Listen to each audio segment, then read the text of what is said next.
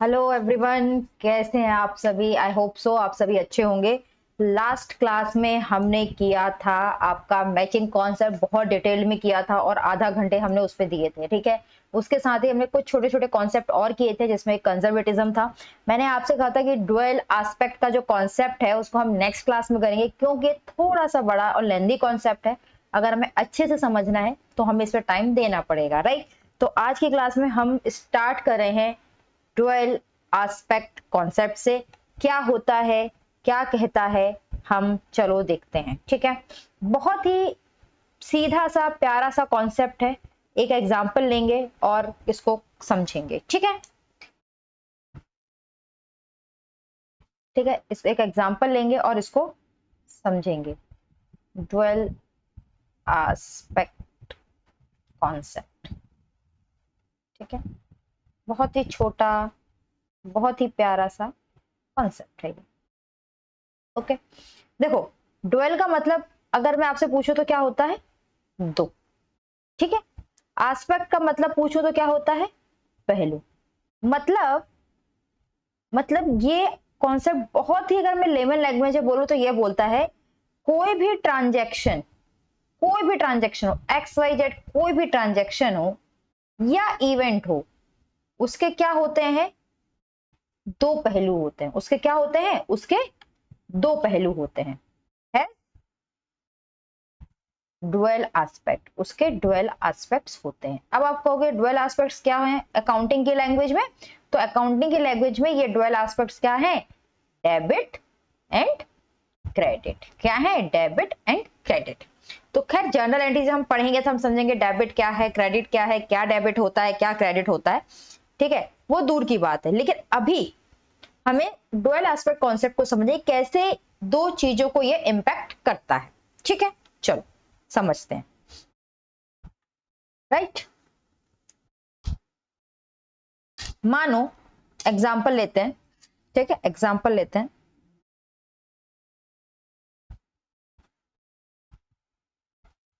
ठीक है, आपके पास आपके पास ये मान लो आपके पास ये जगह मैं एक करेक्टर ले लेती हूँ, जैसे कि मिस्टर राहुल है। ठीक है, बहुत स्टूडियस स्टूडेंट है। क्या है? बहुत स्टूडियस है। मतलब दिन भर पढ़ना पढ़ना पढ़ना, बहुत स्टूडियस है। पढ़ाई के अलावा इसको कुछ नजर नहीं आता, राइट। अब फॉर एग्जाम्पल इसके पास एक क्या था? एक गुल्लक था। ठीक है ना, इसके पास क्या था? एक गुल्लक था, या जिसमें अपने पैसे इकट्ठे करता था, ऐसा एक गुल्लक था। और इस गुल्लक के अंदर 5,000 रुपए इसने इकट्ठे कर रखे थे। ठीक है, और इसको अकाउंट से बहुत प्यार था। किससे प्यार था? इसका प्यार था अकाउंट्स। तो इसके अकाउंट्स की इसके पास क्या थी? बहुत सारी बुक्स थी। अकाउंट्स की इसके पास बहुत सारी बुक थी। ठीक है, तो मान लो इसके पास अकाउंट्स की कितनी बुक थी? 4 बुक्स थी अकाउंट्स की। ठीक है, चार 5,000 इसके पास गुल्लक में रुपए बचे हुए थे, 4 बुक्स थी इसके पास अकाउंट्स की। अब इसने क्या किया? इसने यहां से 500 रुपए निकाले और एक बुक और अकाउंट्स की खरीद ली। ठीक है, क्या किया? 500 रुपए गुल्लक से निकाले और एक बुक अकाउंट की खरीद ली। अब क्या हुआ? क्योंकि 500 रुपए गुल्लक से निकाल लिए तो यहां तो बचे 4500 रुपए, राइट। अब यहां एक बुक और अकाउंट से खरीदी तो बुक्स कितनी हो गई? 5 बुक्स। तो देखो इसके दो एस्पेक्ट हुए। ट्रांजैक्शन मिस्टर राहुल ने क्या की? ट्रांजैक्शन तो मिस्टर राहुल ने क्या की? Buy 1 book of accounts for ₹500। Transaction देखा जाए तो एक ही है, मिस्टर राहुल ने एक ही ट्रांजैक्शन करी है, 500 रुपए देकर एक अकाउंट्स की बुक खरीदी। अब उसके दो इंपैक्ट आए। क्या इंपैक्ट आया? पहला इंपैक्ट, गुल्लक का बैलेंस क्या हो गया? डिक्रीज हो गया। गुल्लक का बैलेंस क्या हो गया? डिक्रीज हो गया, कम हो गया। एंड अकाउंट की जो बुक्स हैं वो क्या हो गई? नंबर ऑफ बुक्स इंक्रीज हो गई। यही हुआ ना, इंक्रीज हो गई, राइट। यही होता है डुअल एस्पेक्ट ऑफ कॉन्सेप्ट कि भैया ट्रांजैक्शन तो एक हुई लेकिन इंपैक्ट दो पड़े। ठीक है, देखो एक और एग्जांपल लेते हैं। अभी तो हमने एक बहुत नॉर्मल एक स्टूडेंट लाइफ से इस एग्जांपल को समझा। ठीक है ना, अब एक और एग्जांपल ले लो। मान लो ये एक कंपनी है PQY। प्राइवेट लिमिटेड, ठीक है, ये कंपनी है, बहुत अच्छा कंपनी परफॉर्म कर रही है, राइट। इसके पास मैं मान लू 2 खाते हैं, एक कैश एक मशीन, ठीक है। फॉर एग्जांपल मैं कह रही हूं इसके पास कैश में पड़े हुए हैं कितने, 10 लाख रुपए इसके पास कैश में, और इसके पास जो मशीन पड़ी हुई है वो मशीन मान लो 7 लाख रुपीस की इसके पास क्या है, मशीन है, क्या है, 7 लाख रुपीस की इसके पास मशीन है। अब हुआ क्या, इसने क्या किया, इसने क्या की, इसने की buy a machine of rupees 1 lakh, इसने 1 लाख रुपए की मशीन खरीद ली, क्या करी, 1 लाख रुपए की मशीन खरीदी ऑन कैश, ठीक है, कैश बेसिस पे खरीदी, कैश बेसिस पे खरीदी, 1 लाख रुपए की मशीन खरीदी कैश देके, मतलब 1 लाख रुपए दे दिए हाथों हाथ और मशीन ले ली। अब देखो क्या होगा, हुआ ये कि क्योंकि इसने 1 लाख रुपए कैश में दे दिए तो 1 लाख रुपए तो यहां से कम हो जाएंगे, तो ये तो बचे गए 9 लाख रुपए, राइट। और यहां पे 1 लाख की मशीन आ जाएगी तो यहां पे क्या होगा, यहां पे होंगे 8 लाख रुपए। तो आपको इतना तो समझ में आ गया होगा ना कि अकाउंट में हर ट्रांजैक्शन के ड्यूअल एस्पेक्ट कैसे होते हैं, इसी तरीके से होते हैं, राइट। अब हम आते हैं अपनी बुक पर और समझते हैं ड्यूअल एस्पेक्ट को, ठीक है, चलो आ जाओ। क्या लिखा है, this concept is core of double entry book keeping. ये जो कॉन्सेप्ट है ना वो बिल्कुल कोर है डबल एंट्री बुक कीपिंग का। हमारी जो पूरी अकाउंटिंग है, हमारी जो कंप्लीट अकाउंटिंग है वो किस पे बेस्ड है, ड्यूअल एस्पेक्ट कॉन्सेप्ट पर बेस्ड है। ये क्या कहते हैं, एवरी ट्रांजैक्शन और इवेंट, चाहे कोई भी ट्रांजैक्शन और इवेंट हो, उसके क्या होते हैं, उसके 2 एस्पेक्ट होते हैं, क्या होते हैं, हैज 2 एस्पेक्ट्स। ये इस बात को कह रही है, ठीक है। अब एक एक करके पढ़ते हैं इन्होंने क्या बोला है, ठीक है, चलो। ये कह रही है it increase one asset and decrease other asset. क्या होगा, एक एसेट को इंक्रीज कर देगी और दूसरी एसेट को डिक्रीज कर देगी।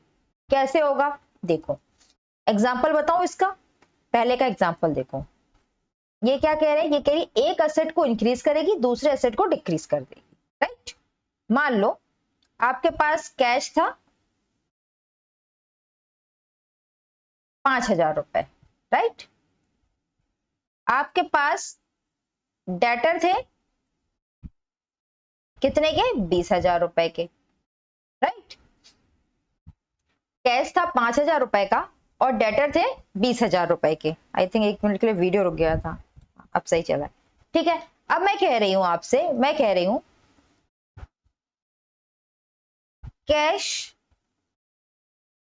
Received from debtor of rupees, cash receive को कैसे लिखो, मैं कह रही हूं मान लो 5,000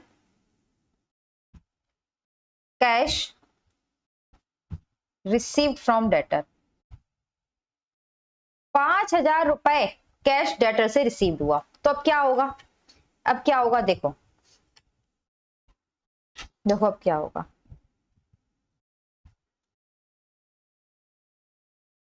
ठीक है। अगर कंडीशन ये होती कि 5,000 कैश रिसीव्ड हुए हैं किससे, डेटर से, राइट, और मान लेते कैश की पोजीशन 5,000 और डेटर की पोजीशन 20,000, तो क्या होता, आपके पास कैश में 5,000 रुपए आ जाते क्योंकि आपको डेटर से 5,000 रुपए मिले, तो कैश आपका क्या हो जाता, कैश आपका हो जाता 10,000, और आपको डेटर क्या होते हैं आपके, वो 5,000 से कम हो जाते, तो आपके डेटर कितने बचते, डेटर बचते 15,000 रुपए। तो इसमें क्या हुआ, इसमें एक असेट इंक्रीज हुई, इसमें क्या हुआ, इसमें एक असेट इंक्रीज हुई, ठीक है, और दूसरी असेट डिक्रीज हो गई। कौन सी असेट इंक्रीज हुई, कैश इंक्रीज हुआ और डेटर डिक्रीज हो गए, राइट। दूसरा क्या कहता है, it increase an asset and simultaneously increase the liability. ये क्या करे, ये एक असेट को इंक्रीज करेगी और साथ ही साथ एक लायबिलिटी को भी इंक्रीज कर देगी, कैसे होगा देखो, सेकंड के लिए एक एग्जांपल बताती हूँ। आपके दिमाग में कोई एग्जांपल ना आ रहा हो तो मैं सेकंड के लिए आपको एग्जांपल बताऊं। आपने क्या किया, टेकन ए बैंक लोन, ठीक है, ऑफ ₹5 लाख। आपने बैंक से 5 लाख रुपए का लोन लिया। क्या किया, आपने बैंक से 5 लाख रुपए का लोन लिया। अब बताओ, जब आप बैंक से 5 लाख रुपए का लोन लोगे तो क्या होगा, आपके पास कैश में या मैं कहूं बैंक में, ठीक है ना, आपके पास असेट में क्या आ जाएगा, यहां लिख देती हूँ असेट, यहां लिखती हूँ लाइबिलिटी, ठीक है। असेट में क्या आ जाएगा, असेट में आता होगा पास कैश में या फिर आपके बैंक अकाउंट में, ठीक है। कितने रुपए आ जाएंगे, 5 लाख रुपीज आ जाएंगे, राइट। तो आपकी असेट तो क्या हो गई, असेट इंक्रीज हो गई। अब लाइबिलिटी में क्या आ जाएगा, लाइबिलिटी में बैंक लोन आ जाएगा, वो कितने का हो जाएगा, 5 लाख रुपीज का, ठीक है। तो क्या है, इसने असेट को भी इंक्रीज कर दिया और साथ ही साथ लाइबिलिटी को भी इंक्रीज कर दिया। इसने असेट को भी इंक्रीज कर दिया और साथ ही साथ लाइबिलिटी को भी इंक्रीज कर दिया, ठीक है। चलो नेक्स्ट भी हो गया। थर्ड क्या है, it decrease one asset and increase another asset. अभी मैंने आपको एग्जांपल दिया था, क्या एग्जांपल दिया था कि आपने कैश में मशीन खरीदी थी, 1 लाख रुपए की दिया था। देखो ये एग्जांपल आपको याद होगा, कैश में मैंने भी आपको एग्जांपल दिया था कि आपने मशीन खरीदी 1 लाख रुपए की। अब इसमें क्या हुआ था, देखो आपका जो ये असेट है, कैश क्या है, एसेट है, राइट। आपकी एसेट क्या हो गई थी, डिक्रीज हो गई थी, है ना। और दूसरी तरफ मशीन भी आपकी क्या है, मशीन भी आपकी एसेट है, ये आपकी क्या हो गई थी, ये आपकी इंक्रीज हो गई थी। तो एक एसेट गिरी और दूसरी एसेट बढ़ गई। जब आप कैश में कोई भी एसेट खरीदते हो तो एक एसेट घटती है और दूसरी एसेट बढ़ जाती है। इसका एग्जांपल भी देख लिया। अब ये क्या कह रहे हैं, फोर्थ वाला, it decrease one asset and decrease a liability. Asset को भी डिक्रीज करता है एंड लायबिलिटी को भी डिक्रीज करता है। ऐसा किस केस में होता है, देखो ऐसा किस केस में होता है, थर्ड का एग्जांपल बता रही हूं। क्या कह रहा है, डिक्रीज असेट, असेट को भी डिक्रीज करेगा और डिक्रीज लायबिलिटी को भी करेगा, दोनों चीजों को डिक्रीज करेगा। एग्जांपल, पे ₹5,000 टू क्रेडिटर। आपने क्या किया, आपने क्रेडिटर को 5,000 रुपए पे कर दिए। अब मैं आपसे कह रही हूं ये आपकी असेट्स हैं, ठीक है, ये आपकी लाइबिलिटीज हैं, राइट। आपके असेट में कैश में आपके पास कितने रुपए कैश में, मान लो आपके पास पड़े हुए हैं 75,000 रुपए। और आपकी जो लाइबिलिटी है, लाइबिलिटी में आपके पास जो क्रेडिटर है, वो मैं कह रही हूं वो क्रेडिटर आपके पास पड़े हुए हैं, मान लो कितने के, 53,000 के क्रेडिटर्स आपके पास पड़े हुए हैं। क्या हुए हैं, 53,000 के क्रेडिटर्स पड़े हुए हैं। अब मैं आपसे कह रही हूं आपने क्या किया है, आपने 5,000 रुपए क्रेडिटर को पे किए हैं। अगर आपने कोई चीज पे की है तो कैश आपका क्या होगा, कैश आपका कम होगा, राइट। इसको आप माइनस करोगे तो कितना बचेगा, ये बचेगा 70,000 रुपीज, राइट। उसी तरह क्रेडिटर को आपने पे कर दिया, यानी क्रेडिटर्स भी आपके क्या हो जाएंगे, कम हो जाएंगे। तो क्रेडिटर्स कितने बचेंगे, क्रेडिटर्स बचेंगे 48,000 रुपीज। अब देखो क्या हुआ, दोनों चीजें डिक्रीज हुई ना, ये 75 से 70,000 डिक्रीज यानी 50,000 से 48,000 डिक्रीज, राइट। हो गया, समझ आ गया। उसी का अल्टरनेटिवली ये दिया हुआ है, increase in one liability decrease the other liability. एक लायबिलिटी इंक्रीज होगी, दूसरी लायबिलिटी डिक्रीज होगी, ठीक है। अभी हमने सारी चीजें एसेट के पॉइंट ऑफ व्यू से देखी, फिर ये सारी चीजें लायबिलिटी के पॉइंट ऑफ व्यू से आपको दी गई हैं। मतलब मैंने ऊपर के 4 एक्सप्लेन कर दिए, तो मैं ये मान के चलती हूं कि आपको बाकी भी समझ में आ जाएगा, राइट।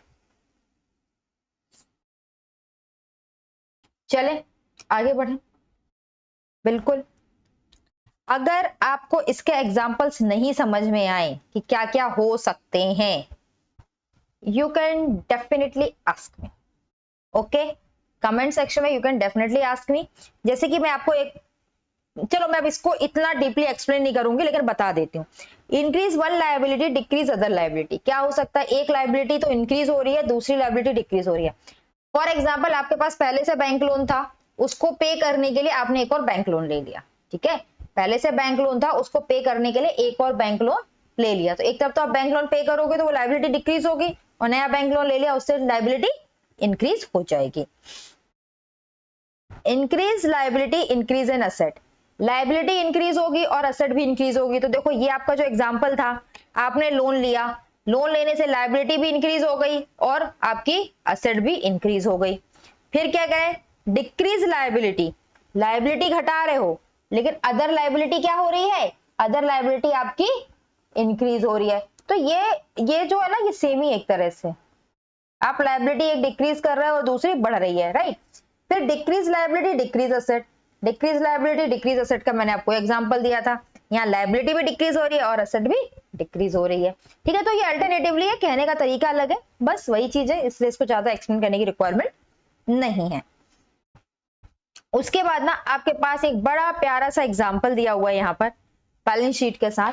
इस एग्जाम्पल्स को ना हम समझते हैं, और जैसे अगर हमने इस एग्जाम्पल को अच्छे से समझ लिया तो समझो हमने पूरा ड्यूअल एस्पेक्ट का कॉन्सेप्ट समझ लिया, राइट। स्टार्ट करें, क्या कह रहा है एग्जाम्पल देखो। कैपिटल है 1.5 लाख रुपए की, बैंक लोन है 75,000 के, अदर लोन है 75,000 के, मशीनरी है 2 लाख की और कैश है 1 लाख की। देखो मैं आपको एक बात बताऊं, ड्यूअल एस्पेक्ट कॉन्सेप्ट पे आपने पढ़ा होगा कि जो असेट होता है ना, is always equal to capital plus liability, पढ़ा है ना, कैपिटल प्लस लायबिलिटी। ऐसा क्यों होता है, एक चीज और बता दूं आपने, चलो थोड़ा सा इधर इधर बात कर लेते हैं अपन, थोड़ा सा बतिया लेते हैं, आइए बतियाएं, बतियाते हैं, चलिए चलो। ड्यूअल एस्पेक्ट कॉन्सेप्ट में एक चीज आपने हमेशा पढ़ी होगी कि जो असेट्स होते हैं हमारे, वो हमेशा कैपिटल प्लस लायबिलिटी के इक्वल होते हैं, और हम पूरी अकाउंटिंग में इस इक्वेशन को फॉलो करते हैं, राइट, फॉलो करते हैं। क्यों ऐसा है कि असेट हमेशा कैपिटल प्लस लायबिलिटी के इक्वल होते हैं। फॉर एग्जांपल देखो ये मिस्टर एक्स है, ठीक है, ये मिस्टर एक्स है, यहां से सोचो ये क्या किया, इन्होंने कैपिटल लेकर आए, क्या लेकर आए, ये कैपिटल लेकर आए, ये कैपिटल लेकर आए 1 लाख रुपए की, ठीक है। अब जब ये कैपिटल लेकर आए 1 लाख रुपए की, तो उसकी इन्होंने क्या कर ली, यानी जो भी असेट्स रिक्वायर्ड थी, फर्नीचर रिक्वायर्ड थे, मशीन रिक्वायर्ड थे, उनकी असेट्स खरीद ली 1 लाख रुपए की। अब ये तो 1 लाख रुपए लेकर आए थे, 1 लाख रुपए की इन्हें असेट्स खरीद ली। अब क्या हुआ, इन्हें और रिक्वायरमेंट हुई, अब इन्हें क्या हुआ, इन्हें लगा मुझे और असेट्स की रिक्वायरमेंट है, मुझे और फर्नीचर की रिक्वायरमेंट है, मशीन, अब इन्हें लगा कि फॉर एग्जाम्पल मुझे एक और मशीनरी की रिक्वायरमेंट है, जो मशीनरी आएगी आपकी 50,000 रुपए में, क्या आएगी 50,000 रुपए। अब इनके पास ये 50,000 रुपए तो थे नहीं, तो उन्होंने क्या किया, ये बैंक के पास गया, बैंक से ले लिया लोन, तो बैंक से क्या किया, ले लिया लोन। अब लोन लिया 50,000 का, और इस 50,000 के लोन से इन्होंने क्या खरीद ली, इस 50,000 के लोन से इन्होंने मशीनरी खरीद ली, राइट, इस 50,000 के लोन से इन्होंने क्या खरीद ली, मशीनरी खरीद ली। अब देखो ये कैपिटल प्लस ये लोन, लोन क्या होता है, लोन आपकी होती है क्या, लोन आपकी है लायबिलिटी, ठीक है। अब इधर आओगे तो इन्होंने जो असेट खरीदे थे वो तो खरीदे ही थे, मशीनरी खरीदी वो, ये दोनों ही क्या होते हैं, ये दोनों ही असेट्स होते हैं, और इसी तरीके से बिजनेस में चलता जाता है। यहीं से इक्वेशन बनी कि assets is always equal to capital plus liability. Okay, get it, कैसे आता है, क्यों होता है, किस तरीके से ये हुआ, हमने समझ लिया। अब इसी को लेकर हमारी बुक में ये एग्जाम्पल दिए हुए हैं, इस एग्जाम्पल को हम करेंगे, और इस एग्जाम्पल को हम अच्छे से करेंगे। यानी कि अगर मैं इसको ऐसे लिखना चाहूं तो क्या ऐसे लिख सकती हूँ, मुझे एक बात बताओ, मैं इसको ऐसे रखाती हूँ, अगर मैं इसको ऐसे लिखना चाहूं तो मैं लिख सकती हूँ क्या, कैपिटल प्लस, मैं बैंक लोन को ना सिर्फ लोन लिख देती हूँ, लोन प्लस अदर लोन को, एक काम करो इसको दूसरे कलर से लिखती हूँ, मैं इसको ऐसे लिख दूं तो कि भाई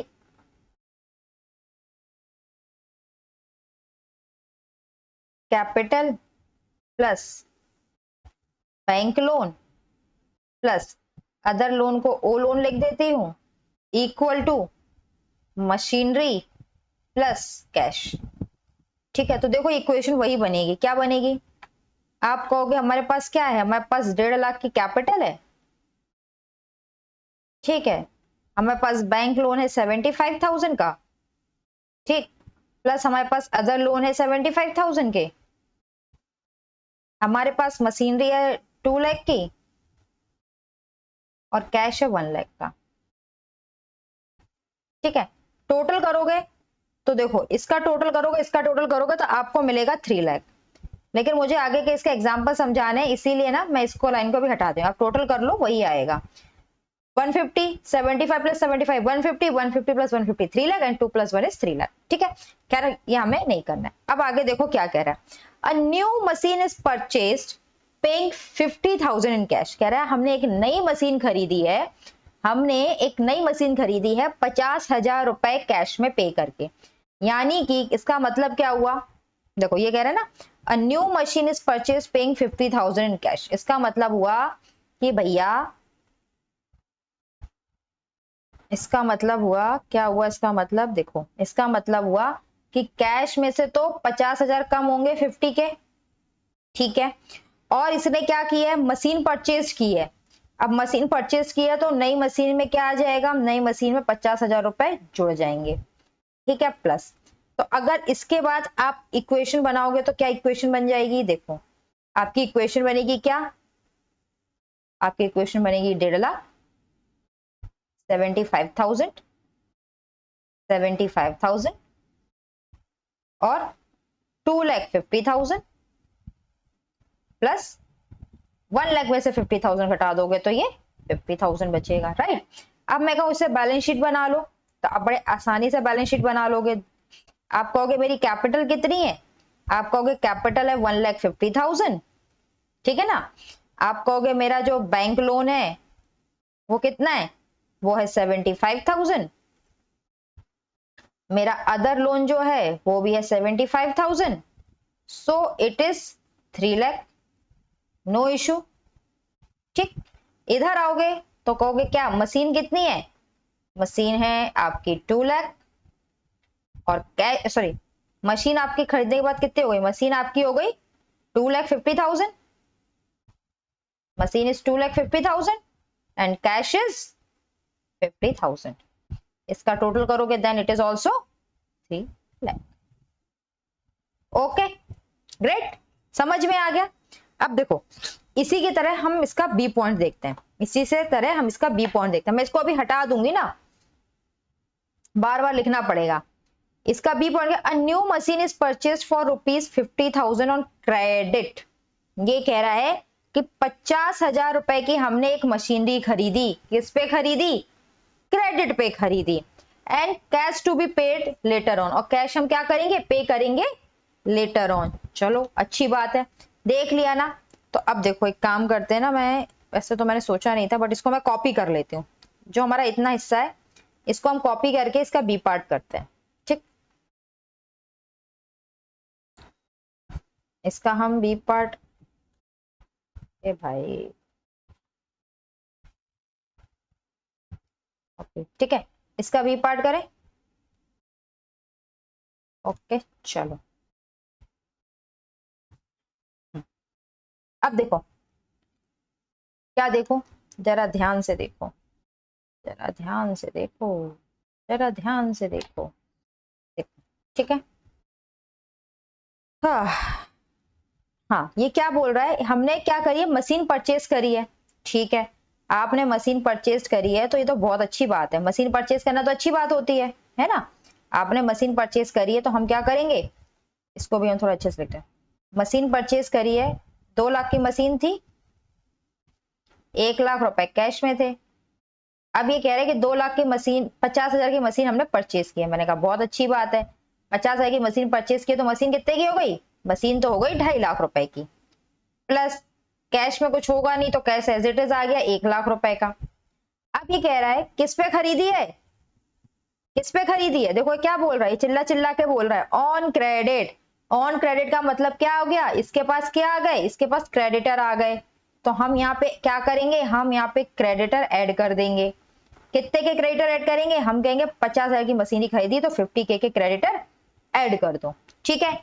अब जब आप इसका टोटल करोगे तो कितना होगा, देखो 1,50,000, 75,000 का बैंक लोन प्लस 75,000 का अदर लोन प्लस 50,000 के क्रेडिटर्स। अब जरा टोटल करो, इसका टोटल करोगे आप लोग, ये मिलेगा 3,50,000, ठीक है, और इसका टोटल करोगे तो इसको मिलेगा आपका 3,50,000, राइट। देखो मैंने खोल के बहुत अच्छे से आपको समझा दिए 2 पॉइंट, राइट। अब इसका सी और जो डी पॉइंट है, सी और डी पॉइंट है, उसको आप घर पे करके देख सकते हो इस तरीके से, और अगर आप इस तरीके से नहीं करके देखना चाहते, ठीक है, इससे आप बैलेंस शीट भी बना सकते हो, राइट। अब इससे जब आप बैलेंस शीट बनाओगे तो देखो सेकंड की बैलेंस शीट जब बनी है तो क्या हुआ है, आपका कैपिटल कितना है 1.5 लाख, कैपिटल आ गया 1.5 लाख, ठीक है। बैंक लोन कितना है 75,000, ये है ना, bank loan 75,000, bank loan 75,000, other loan 75,000, other loan 75,000, फिर क्या है क्रेडिटर 50K, है ना, क्रेडिटर्स क्या है, क्रेडिटर 50K, देखो क्रेडिटर्स फॉर मशीनरी 50K आ गया। इधर देखो मशीनरी कितने की है 2.5 लाख, मशीनरी 2.5 लाख, और कैश देखो कितने का है, कैश 1 लाख, कैश 1 लाख। इस तरीके से आपकी बैलेंस शीट बन जाएगी। इसी तरीके से आप इसका सी और डी पॉइंट ट्राई करिएगा, बहुत इजी है, इतना इजी है कि आपको ये खोलने की जरूरत भी नहीं है, आप ऐसे ही कर सकते हो। मैं आपको यहाँ पे क्विकली इसको समझा देती हूँ। क्या है, cash pay to repay bank loan to the extent of 50,000 rupee. क्या किया गया है, कैश पे किया गया है बैंक लोन रिपे करने के लिए, ठीक है। अगर कैश पे किया गया है बैंक लोन को रिपे करने के लिए तो सीधी सी बात है, कैश में से यहां से कितना कम हो जाएगा, 50K यहां से कम हो जाएगा, राइट, और बैंक लोन से भी कितना कम हो जाएगा, बैंक लोन से भी 50K कम हो जाएगा, राइट। इस 75,000 से भी आप क्या करोगे, 50K माइनस कर दोगे, तो कायदे से कैपिटल 1.5 लाख का रह जाएगा, बैंक लोन आपका बचेगा कितने का 25K का, अदर लोन 75,000 का, मशीनरी 2 लाख की, और कैश 50K का। देखो थर्ड के बाद क्या ऐसे ही बन रही है बैलेंस शीट, अरे हाँ ये तो बन रही है, capital 1,50,000, bank loan 25,000, other loan 75,000, machinery 2 lakh and cash 50,000। बहुत सिंपल है, ट्राई करिएगा, 4th पॉइंट घर पर हो जाएगा, ठीक है। चलिए ओके, अब एक और इलिस्ट्रेशन इस पे बेस्ड, और मैं ये इसलिए करवा रही हूँ कि इस तरह के क्वेश्चंस एग्जाम में आते हो, मैं सही बताऊं इतने इजी होते हैं ना ये क्वेश्चंस, इतने इजी होते हैं, बट सम टाइम हम एग्जाम में छोड़ देते हैं, पता नहीं क्यों छोड़ देते हैं, ठीक है। चलो क्या कह रहा है, develop accounting equation from the following equation. आपको डेवलप करनी है अकाउंटिंग इक्वेशन इस क्वेश्चन में, ठीक है। आपको 2 बैलेंस शीट दी गई है, ठीक है, एक दी गई है 31 मार्च 2021 की और एक दी गई है 31 मार्च 2022 की। वेरी गुड, कोई दिक्कत नहीं है। 31 मार्च 2021 में हमें क्या क्या दिया गया है, देखो हमें कैपिटल दी गई है, हमें कैपिटल दी गई है 1 लाख रुपए की, हमें बैंक लोन दिए गए हैं 12% के 1 लाख रुपए के, ट्रेड पेबल दिया गया है 75,000 का, फिक्स एसेट दिए गए हैं 1,25,000 के, ट्रेड रिसीवेबल 75,000 के, इन्वेंट्री 7,000 की, कैश एंड बैंक 5,000 का। तो आप मुझे बताओ हमारे पास लायबिलिटी क्या क्या है, कैपिटल, तो कैपिटल है। उसके बाद अगर मैं लायबिलिटी की बात करूं तो लायबिलिटी को हम इस रंग से हाईलाइट करते हैं क्योंकि लायबिलिटी क्या होती है, खतरा। बैंक लोन आपकी लायबिलिटी है, ट्रेड पेबल्स आपकी लायबिलिटी है, ठीक है, ये लायबिलिटी है। तो इक्वेशन अगर मैं बनाऊं तो इक्वेशन क्या होती है हमारी, इक्वेशन होती है assets equal capital plus liability. Okay, capital कितने की है, कैपिटल तो है 1 लाख रुपए की, ओके, प्लस लायबिलिटी कितने की 1 लाख प्लस ट्रेड पेबल 1,75,000 की, राइट। और हमारे पास असेट्स क्या क्या है, असेट्स हमें फ्यूचर में क्या देते हैं, इनकम देते हैं, तो इसको ग्रीन से करते हैं। 1,25,000 के फिक्स असेट है, ट्रेड रिसीवेबल 75,000 के, इन्वेंट्री 70,000 के, और कैश बैंक 5,000 के। आप लोगों को अगर आती है तो बहुत अच्छी बात है, नहीं आता तो मैं नहीं जानती। इसका टोटल करोगे तो आपको मिलेगा 2,75,000 करके देख लो, ठीक है, कितना मिलेगा 2,75,000। तो असेट्स कितने के हैं 2,75,000, यानी कि ओपनिंग ईयर में हमारी इक्वेशन क्या बन रही है 2,75,000 इक्वल 2,75,000, राइट। यही बन रही है, देखो यही बन रही है कि नहीं बन रही है, यही बनाया ना इन्होंने लास्ट में जाके।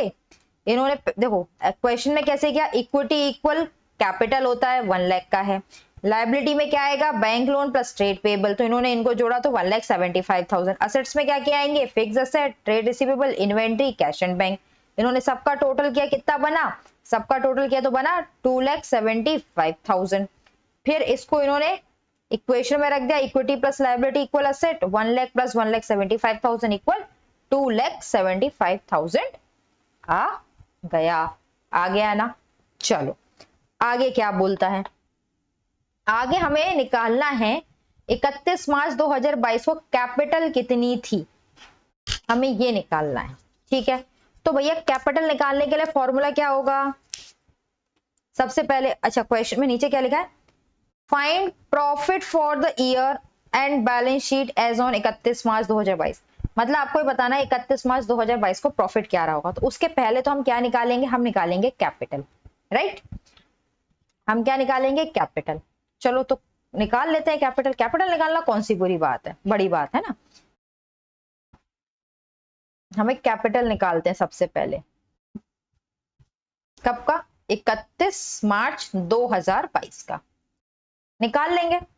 फॉर्मूला क्या लगाना है, फॉर्मूला तो हमें सिंपल ही लगाना है ना, asset equal capital plus liability, छोटा सा फॉर्मूला है, हमें यही फॉर्मूला लगाना है। अब हम सबसे पहले असेट देख लेते हैं। असेट्स क्या है हमारे पास, 1,10,000 की फिक्स असेट है, ठीक है, ट्रेड रिसीवेबल 80,000 है, इन्वेंट्री 80,000 है, कैश एंड बैंक 6,000 है।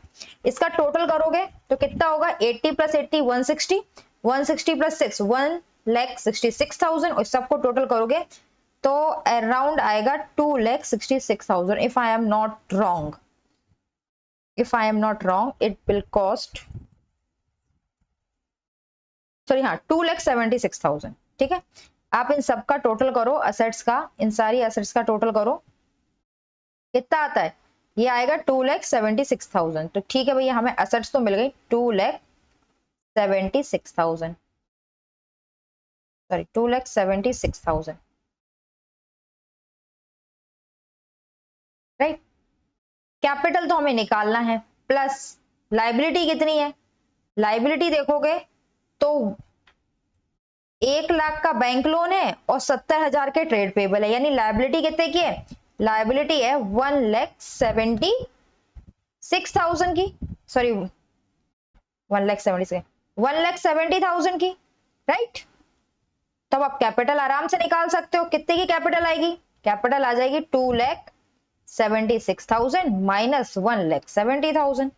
तो जब आप ये करोगे तो आपको पता पड़ेगा कि आपकी जो कैपिटल है वो है 1,06,000, राइट। पता चल गया आपको, बहुत सिंपल था। देखो अगर मैं आपसे पूछूं इस सवाल में, ये आपकी क्या है, ये आपकी क्या है, ये है आपकी ओपनिंग बैलेंस शीट क्योंकि लास्ट ईयर की है, और ये आपकी क्या मानी जाएगी, क्लोजिंग बैलेंस शीट क्योंकि करंट ईयर की, ऐसा बोला जाता है, राइट, है ना, ऐसा बोला जाता है। तो इसको क्या लोगे आप, इसको आप क्या लोगे, 31 मार्च का जो कैपिटल होगा वो इस ईयर का क्या होगा, इस ईयर का ओपनिंग कैपिटल होगा, राइट, ओपनिंग कैपिटल होगा ना। तो भैया और ये क्या है, क्लोजिंग कैपिटल। तो आपको जब प्रॉफिट निकालना है तो आप प्रॉफिट कैसे निकालोगे, आप प्रॉफिट निकालोगे, देखो प्रॉफिट का ना फॉर्मूला होता है, तो वो बेसिकली जो आपका कैपिटल होता है ना वो क्या होता है मैं बता दूं, जो आपकी कैपिटल होता है वो होता है ओपनिंग कैपिटल, ठीक है, प्लस प्रॉफिट माइनस विड्रॉल अगर कुछ है, ठीक है, और अगर प्रॉफिट है तो ऐड होता है और लॉस है तो माइनस होता है, राइट, ये होता है, इस तरीके से हम निकालते हैं। अब देखो ये आपका फॉर्मूला है, अगर मैं आपसे यहां पूछूं, यहां अगर मैं आपसे पूछूं तो आपको ना कैपिटल क्या पता है, कैपिटल तो पता है 1,06,000 है, ठीक है ना, ये आपको पता है, राइट। अब आपको ये भी पता है कि आपकी ओपनिंग कैपिटल कितने की है, ओपनिंग कैपिटल 1 लाख रुपीस की है, ये भी आपको पता है, राइट। प्लस प्रॉफिट आपको पता नहीं है, वो आपको कैलकुलेट करना है, राइट। विड्रॉल तो कुछ है नहीं तो जीरो है, और लॉस भी कुछ नहीं है, जीरो है, क्योंकि क्वेश्चन सीधे सीधे क्या बोल रहा है, सीधे सीधे बोल रहा है प्रॉफिट निकालो, ठीक है। और दूसरी चीज, जब आपकी कैपिटल इंक्रीज हो रही है तो ये मानी हुई बात है क्या होगा, प्रॉफिट होगा, है ना। कैपिटल इंक्रीज हो रही है तो क्या होगा, प्रॉफिट होगा। तो यहां से प्रॉफिट निकाल लो। प्रॉफिट कितना आ जाएगा, प्रॉफिट आएगा 1,06,000 माइनस 1 लाख, और ये आपका बन गया प्रॉफिट 6,000। इसमें ना इसके साथ एक और चीज ऐड होती है,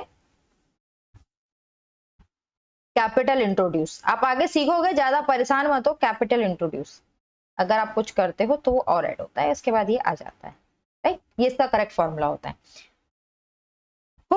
तो आप इस तरीके से अपना प्रॉफिट निकाल सकते हो। बहुत सिंपल सी लैंग्वेज अगर बोला जाए तो closing capital is opening capital plus profit, तो ये आपका आ गया प्रॉफिट। बहुत डीपली, बहुत इससे हमने डुअल एस्पेक्ट कॉन्सेप्ट को समझा, एग्जांपल्स को समझा, सबको समझा, और लास्ट 35 मिनट से हम डुअल एस्पेक्ट कॉन्सेप्ट पढ़ते आ रहे हैं। तो अब आई होप सो आपको एक कॉन्सेप्ट बहुत अच्छे से समझ में आ गया होगा, और अगर समझ में आ गया है तो एक लाइक तो बनता है, प्लीज कर दीजिएगा, आप करते ही नहीं है। डाउट है तो पूछ लीजिएगा कमेंट सेक्शन में। अब हमारे पास दो और कॉन्सेप्ट बचे हैं, एक है कंसिस्टेंसी का और एक है मटेरियलिटी का। अब मैं ना कंसिस्टेंसी स्टार्ट कराने से पहले आपसे एक सवाल पूछती हूँ। आपके क्लास में ना 2 स्टूडेंट्स हैं, ठीक है, आपके क्लास में 2 स्टूडेंट्स हैं, एक स्टूडेंट ए है, एक स्टूडेंट बी है, ठीक है। ये हमेशा स्कोर करता है अबव 90%। क्या है इसका, हमेशा स्कोर रहता है अबव 90%, कभी 91, कभी 92, कभी 95, इसका अबव 90% रहता है। अब ये हमारा स्टूडेंट ए है, मन कभी आता है इसके 60%, कभी ले आता है 80%, कभी तो बिल्कुल ही 45%, इस तरीके से इसके मार्क्स आते हैं। कुछ नहीं पता कि कौन से यूनिट टेस्ट में, कौन से एग्जाम में मिस्टर ए, अब ब्रिलियंट स्टूडेंट जो हमारे क्लास के हैं, वो कितने मार्क्स लाएंगे, नोबडी नोज, क्योंकि कभी 60% आता है, कभी 80 आता है, कभी तो पास भी नहीं हो पाता। ये हालात है मिस्टर ए के। आप क्या कहोगे, इन दोनों में कौन कंसिस्टेंट है? अगर मैं पूछूं हु इज कंसिस्टेंट, मैं आपसे क्वेश्चन पूछती हूँ हु इज कंसिस्टेंट, कौन कंसिस्टेंट है, तो मुझे नहीं लगता आप में से किसी को भी आंसर करने में प्रॉब्लम होगी। आप छूटते बोलोगे मैडम बी कंसिस्टेंट है, क्योंकि हमेशा 90% अबव लाता, ठीक है। तो कंसिस्टेंसी क्या होती है, एक ही तरह के काम को करना या एक तरह की परफॉर्मेंस को मेंटेन रखना। अब बात आती है अकाउंटिंग में।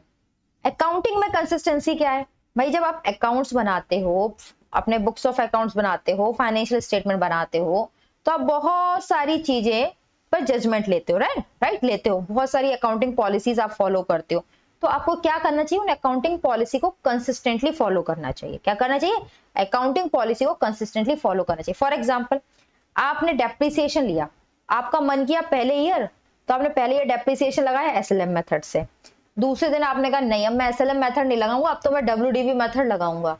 अब तीसरे साल आया तो अब आप कह रहे हो नहीं मैं तो डब्ल्यूडीबी भी नहीं लगाऊंगा, ना एसएलएम लगाऊंगा, ना डब्ल्यूडीबी लगाऊंगा, ना एसएलएम, अब मैं सम ऑफ ईयर डिजिट मेथड लगाऊंगा। अब आप हर साल अपना डेप्रिसिएशन मेथड चेंज कर रहे हो। क्या करो, हर साल अपना डेप्रिसिएशन मेथड चेंज करो। तो क्या कंसिस्टेंसी है, नहीं है, ठीक है। क्या कंसिस्टेंसी है, नहीं है। समझ में आ गया कि कंसिस्टेंसी क्या बोलती है, राइट। आ जाओ एक बार रीड कर लेते हैं, और जैसे ही रीड करेंगे आपको समझ आ जाएगा, और कोई पॉइंट रह गया होगा तो एक्सप्लेन भी कर देंगे इन ऑर्डर। अच्छा, ये कंसिस्टेंसी इंपॉर्टेंट क्यों है, कंसिस्टेंसी इंपॉर्टेंट क्यों है भैया, कंसिस्टेंसी क्यों इंपॉर्टेंट है? कंसिस्टेंसी इंपॉर्टेंट है to achieve comparability of financial statement of an enterprise through the time, ठीक है। The accounting policies are followed consistently from one period to another. A change in an accounting policy is made only in a certain exceptional circumstances. अब बात ही आती है तो क्या हम policy को बदल नहीं सकते, मतलब जो एक बार हमने लगा दिया ताउम्र हमें वही फॉलो करना है? नहीं, कुछ सर्कमस्टांसेस हैं जहां पे आप अपनी अकाउंटिंग पॉलिसीज को चेंज कर सकते हो, उसे भी हम पढ़ेंगे, ठीक है। The concept of consistency is applied particularly when alternative method of accountings are equally acceptable, ठीक है। कहां लगाना होता है कंसिस्टेंसी, जहां पे अल्टरनेटिव मेथड इक्वली एक्सेप्टेबल, जैसे कि डेप्रिसिएशन के केस में एसएलएम मेथड भी एक्सेप्टेबल है, डब्ल्यूडीबी मेथड भी एक्सेप्टेबल है, सम ऑफ ईयर डिजिट मेथड भी एक्सेप्टेबल है, राइट। तो जहां पे नंबर ऑफ मेथड्स हैं और वो इक्वली एक्सेप्टेबल है, वहां पे हमें कंसिस्टेंसी फॉलो करनी पड़ती है। ठीक है, राइट। अब जैसे कि यहाँ पे एक बात कही गई थी, क्या बात कही गई थी? To achieve comparability. कंपेरेबिलिटी को अचीव करने के, कंपेरेबिलिटी कैसे अचीव होगी? देखो मेरे को एक बात बताओ, मेरे को एक बात बताओ, एक कंपनी है, ठीक है, एक कंपनी है XYZ, ठीक है, इसका ईयर 1, ठीक है, और ये ईयर 2, राइट, ईयर 1 ईयर 2।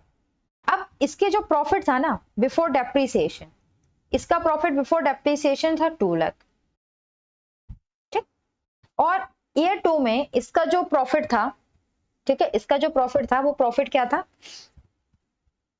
वो भी मान लो था 2 लाख। दोनों साल इक्वल प्रॉफिट कमाया, ये मान के चलो। ईयर 1 में भी प्रॉफिट 2 लाख था, ईयर 2 में भी प्रॉफिट 2 लाख था। बहुत अच्छी बात है, ऐसे बहुत कम होता है कि मान लो दोनों साल प्रॉफिट बराबर था, या यार चलो मान लो थोड़ा सा प्रॉफिट बढ़ गया, यहाँ पे 2,02,000 था, ठीक है, ये प्रॉफिट था, ठीक है, यहाँ पे प्रॉफिट 2,02,000 का था, राइट। अब ये प्रॉफिट था, इन्होंने पहली साल लगाया SLM मेथड। क्या लगाया? SLM method. 10 लाख की, 1 लाख की मशीनरी थी, 1 लाख की मशीनरी पे 10 साल के हिसाब से इन्होंने 1,10,000 का डेप्रिसिएशन लगा दिया, ठीक है। अब इनके पास जो प्रॉफिट बचा वो बचा 1,90,000 रुपए, ठीक है। नेक्स्ट ईयर ये आए, ये बोले कि नहीं, हम SLM वैसलम नहीं लगाएंगे, हम क्या है, हम SLM वैसलम नहीं लगाएंगे, हम लगाएंगे WDV मेथड। अब बताओ इनके पास क्या थी? 1 लाख की मशीनरी थी ना, राइट, 1 लाख की मशीनरी पे 10,000 का डेप्रिसिएशन लग चुका था, वैल्यू कितनी बची?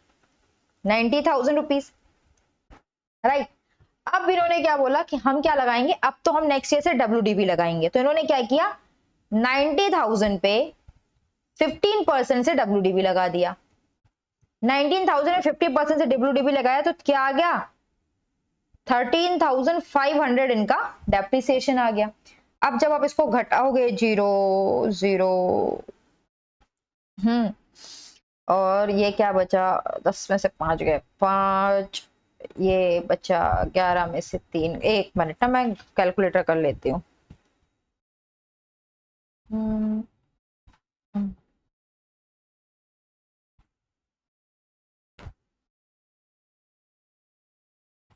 ठीक है, क्या था इनके पास?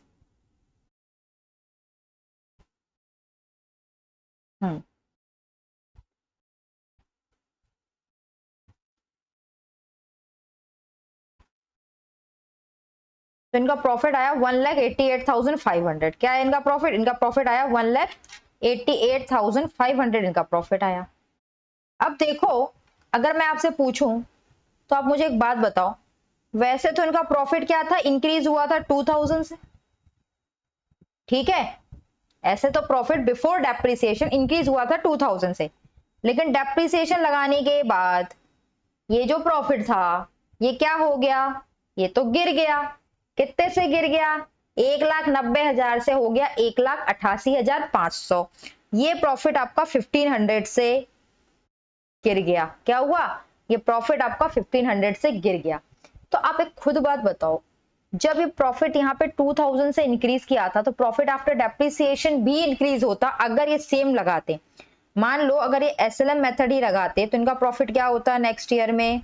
इनका प्रॉफिट नेक्स्ट ईयर में क्या आता? इनका प्रॉफिट नेक्स्ट ईयर में आता 1,92,000। आता कि नहीं आता? तो आप कहते कि नहीं, परफॉर्मेंस तो सुधर गई, अब डेप्रिसिएशन मेथड बदल दिया, प्रॉफिट डिक्लाइन हो गया, तो अब आप क्या कहोगे? 1,90 से 1,88 आ गया। अब आप क्या कहोगे? नहीं, प्रॉफिट तो हमारा गिर गया। तो आप कंपेयर कैसे कर सकते हो? क्योंकि आपने डेप्रिसिएशन मेथड चेंज कर दिया, आपने डेप्रिसिएशन मेथड चेंज कर दिया, इसलिए आपकी प्रॉफिटेबिलिटी चेंज हो गई, और इस वजह से आपको ये लग रहा है कि ईयर 2 में मेरी परफॉर्मेंस अच्छी नहीं है, मेरी परफॉर्मेंस पिछले साल से खराब है। तो अब आप ईयर 1 और ईयर 2 की परफॉर्मेंस को कंपेयर नहीं कर सकते। तो इस कंपेरेबिलिटी को मेंटेन रखने के लिए कंसिस्टेंसी बनाए रखना इंपॉर्टेंट होता है, राइट। ये हमने पढ़ लिया। और कहाँ जरूरी होता है कंसिस्टेंसी करना? जैसे कि आप डेप्रिसिएशन के मेथड में इंपॉर्टेंट होता है, वैल्यूएशन ऑफ इन्वेंट्री के मेथड में इंपॉर्टेंट होता है, ठीक है, क्योंकि वहां पे बहुत सारे मेथड्स होते हैं। अब बात आती है कि भाई हम कहाँ पर और कब कब, कहाँ पे नहीं मतलब कब हम ये चेंज करते हैं। An enterprise should change it's accounting policy in any of the following circumstances. ये फॉलोइंग सर्कमस्टांसेस पे हम चेंज कर सकते हैं। पहली चीज, अगर लॉ कह रहा है, क्या कह रहा है, to comply with the provision of law, law कह रहा है हम कर सकते हैं। दूसरा क्या है, भैया हमारी books of accounts accounting standard के अकॉर्डिंग नहीं थी, अब हमें उसे अकाउंटिंग स्टैंडर्ड के अकॉर्डिंग बनाना है। यस, तो to bring books of accounts in accordance with issued accounting standard, accounting standard से कंप्लाई करने के लिए आप कर सकते हो, लॉ से कंप्लाई करने के लिए आप कर सकते हो। और तीसरा, व्हेन अंडर चेंज सर्कमस्टांसेस, भैया सर्कमस्टांसेस बदल गए जिसमें आपका जो नया मेथड है वो ज्यादा ट्रू एंड फेयर पिक्चर देगा फाइनेंशियल स्टेटमेंट की। ठीक है, तो तीन ही कंडीशन है, लॉ से कंप्लाई करने के लिए कर रहे हो, well in good, accounting standard से कंप्लाई करने के लिए कर रहे हो, वेल इन गुड, या फिर सर्कमस्टांसेस चेंज हो गए हैं और चेंज सर्कमस्टांसेस में ये आपकी फाइनेंशियल स्टेटमेंट की ट्रू एंड फेयर पिक्चर तब में दिखेगी जब आप अपने कंसिस्टेंसी को छोड़कर दूसरे मेथड को फॉलो करेंगे, तब उस कंडीशन में आप क्या कर सकते हैं, कंसिस्टेंसी मेथड को, कंसिस्टेंसी कॉन्सेप्ट को छोड़कर नया अकाउंटिंग मेथड फॉलो कर सकते हैं। ठीक है, अकाउंटिंग पॉलिसी को चेंज कर सकते हैं, ये आपका कंसिस्टेंसी कहता है। अब आता है नेक्स्ट और last concept, that is materiality concept. क्या कहता है मटेरियलिटी कॉन्सेप्ट? देखो मटेरियलिटी कॉन्सेप्ट ना, चलो पहले पढ़ लेते हैं, मैं आपको उसके बाद बताती हूँ मटेरियलिटी कॉन्सेप्ट क्या कहते हैं। Materiality principle permits other concept to be ignored. Materiality concept कहता है कि अदर कॉन्सेप्ट को इग्नोर कर दो। क्या कहता है? इग्नोर कर दो। If the effect not considered material, अगर आप मटेरियल कंसिडर नहीं करते उसके इफेक्ट को, ठीक है, अगर आप मटेरियल कंसिडर नहीं करते उसके इफेक्ट को। This principle is an exception of a full disclosure principle. ये फुल डिस्क्लोजर प्रिंसिपल का एक्सेप्शन है। ठीक है, according to materiality principle, all the items having significant economic effect on the business of enterprises should be disclosed in the financial statement, and any insignificant item which will only increase the work of accountant but will not be relevant to the user's need should not be disclosed in the financial statement. ठीक है, should not be disclosed in the financial statement. भैया ऐसे ही item को record करोगे जो कि क्या है, मटेरियल है। अब कैसे समझे मटेरियलिटी को? देखो मटेरियलिटी ना हमेशा डिसाइड की जाती किसके रिस्पेक्ट में? मटेरियलिटी हमेशा डिसाइड की जाती है किसके रिस्पेक्ट में? साइज ऑफ बिजनेस के रिस्पेक्ट में।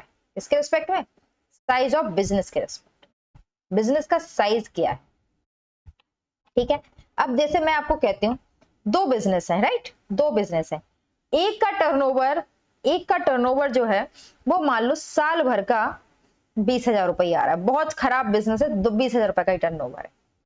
एक का जो बिजनेस है वो 20 लाख का टर्नओवर कमा रहा है, एक का क्या है, वो 20 लाख रुपए का टर्नओवर कमा रहा है। ठीक है, इसका टर्नओवर 20 लाख रुपए का है, ये 20,000 और ये 20 लाख। ठीक है, एक का बिजनेस का टर्नओवर 20,000 और एक के बिजनेस का टर्नओवर 20 लाख रुपए। अब आप मुझे एक बात बताओ, ठीक है, दोनों है। अब इसने भी कैलकुलेटर खरीदा, इसने भी कैलकुलेटर खरीदा, इसने भी कैलकुलेटर खरीदा। ठीक है, अब एक अच्छे क्वालिटी का कैलकुलेटर कह रही हूं, ठीक है, खरीद लिया, मैं कह रही हूं बहुत अच्छे क्वालिटी का कैलकुलेटर था, महंगा कैलकुलेटर था, आता नहीं है। मान लो 1,000 रुपए का एक कैलकुलेटर इसने खरीदा, मतलब मेरे को नहीं लगता, और इसने भी 1,000 रुपए का एक कैलकुलेटर खरीदा, दोनों ने खरीदा। अब वो कैलकुलेटर कम से कम कुछ नहीं तो 1 साल 2 साल तो चलेगा, 1 साल से तो ज्यादा ही चलेगा, मतलब 1,000 रुपए का कैलकुलेटर खरीदा है तो अच्छी क्वालिटी का कैलकुलेटर होगा, कोई 150 का तो है नहीं, यानी कि आने वाले 2 साल 3 साल तो चलने वाला है। तो अगर ऐसे देखा जाए, क्योंकि वो आने वाले 2 साल 3 साल चलने वाला है, तो ये तो एक नॉन करेंट एसेट है। टेक्निकली अगर डेफिनेशन देखी जाए तो ये तो नॉन करेंट एसेट है, राइट है कि नहीं? टेक्निकली देखी जाए तो ये तो नॉन करेंट एसेट है। अब एक बात बताओ, इसका मतलब हमें इसे as a non current asset record करना चाहिए, और फिर नॉन करेंट एसेट रिकॉर्ड करके इस पे 10% का डेप्रिसिएशन भी चार्ज करना चाहिए। क्या करना चाहिए? ऐसा करना चाहिए कि भैया हम इसको नॉन करेंट एसेट मानेंगे, 10% का डेप्रिसिएशन चार्ज करेंगे। अब देखो होगा क्या, होगा क्या? इस पे 10% का डेप्रिसिएशन चार्ज करोगे, कितना आएगा? इस पे 10% का डेप्रिसिएशन चार्ज करोगे 100 रुपए आएगा। इस पे 10% का डेप्रिसिएशन चार्ज करोगे तो भी 100 रुपए आएगा। अब एक बात बताओ, 20 लाख 20 लाख का टर्नओवर है बंदे का, क्या है? 20 लाख का टर्नओवर है बंदे का। उस 20 लाख के टर्नओवर में 100 रुपए का डेप्रिसिएशन बुक नहीं करोगे तो क्या कुछ बिगड़ेगा? क्या कुछ बिगड़ेगा? क्या हो जाएगी वैल्यू? अगर मैं कहूं 20 लाख में से 100 रुपए घटा के वैल्यू बताओ तो क्या होगी वैल्यू? 19,99,900 कुछ ऐसा आएगा शायद, है ना? तो क्या ये मटेरियल है? इज दिस मटेरियल कि मैं 20 लाख में से 100 रुपए का डेप्रिसिएशन घटाऊं और फिर अपने यूजर्स को बताऊं और कहूं कि भाई ये मेरी एक्चुअल प्रॉफिट है, ठीक है, ये मेरा एक्चुअल प्रॉफिट है? नहीं ना, it's not important, it's not important ना। ये बिल्कुल मटेरियल नहीं है। एक बिजनेस का 20 लाख का टर्नओवर आ रहा है, ठीक है, 20 लाख का टर्नओवर भी मतलब मैं कह रही हूँ 20 लाख का प्रॉफिट आ रहा है, मान लो टर्नओवर भी हटा दो, इसका 20 लाख का प्रॉफिट आ रहा है, ठीक है, क्या इसका 20 लाख का प्रॉफिट है और एक बिजनेस है जिसका 20,000 का प्रॉफिट है, राइट? अब 20 लाख के प्रॉफिट में 100 रुपए का डेप्रिसिएशन अगर आप 100 नहीं करोगे तो कोई भी इंपैक्ट नहीं पड़ेगा, ये किसी भी यूजर्स के फाइनेंशियल डिसीजन को इंपैक्ट नहीं करेगा, राइट? अब 20,000 में अगर वैसे तो देखा जाए तो आप लोग का सोचना है सही है, मैम अगर 20,000 का भी किसी को प्रॉफिट हो रहा है तो उसमें 100 रुपए का डेप्रिसिएशन अगर नहीं दिखाएंगे तो चल जाएगा, डेफिनेटली चल जाएगा, लेकिन फिर भी वहां पे ये रेलिवेंट हो सकता है ना? फिर भी वहां पे थोड़ा सा रेलिवेंट हो सकता है, लेकिन यहां तो बिल्कुल ही क्या है? इररेलिवेंट। क्या है? इररेलिवेंट। कोई इंपैक्ट नहीं पड़ेगा यूजर्स के डिसीजन पे, कोई इंपैक्ट नहीं पड़ेगा यूजर्स के डिसीजन पे। तो मटेरियलिटी का कॉन्सेप्ट यही कहता है कि भाई आप जो अकाउंटिंग कर रहे हो उसमें देखो क्या वो चीज मटेरियल है। 1,000 रुपए को as a non current asset रखना, फिर उस पर डेप्रिसिएशन चार्ज करना, ये तो अकाउंटेंट का वर्कलोड बढ़ेगा, यूजर्स के डिसीजन को इंपैक्ट नहीं करेगा, राइट? तो ये आपका मटेरियलिटी का कॉन्सेप्ट बोलता है। फिर क्या कहता है आगे देखो, the term material is a subjective term. ये सब्जेक्टिव टर्म है क्योंकि ये बेस्ड करता है जजमेंट पे, कॉमन सेंस पे और डिस्क्रिप्शन ऑफ अकाउंटेंट पे, राइट? ये अकाउंटेंट की डिस्क्रिप्शन पे इंपैक्ट करता है। अकाउंटेंट चाहे तो उसको मटेरियल मान सकता है, अकाउंटेंट चाहे तो उसको मटेरियल नहीं मान सकता है, ठीक है?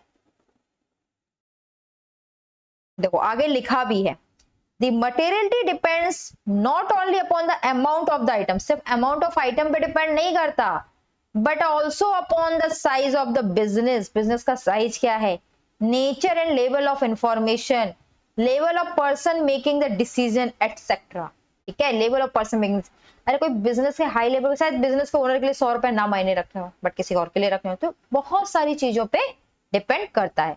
Moreover, an item material to one person may be immaterial to another person.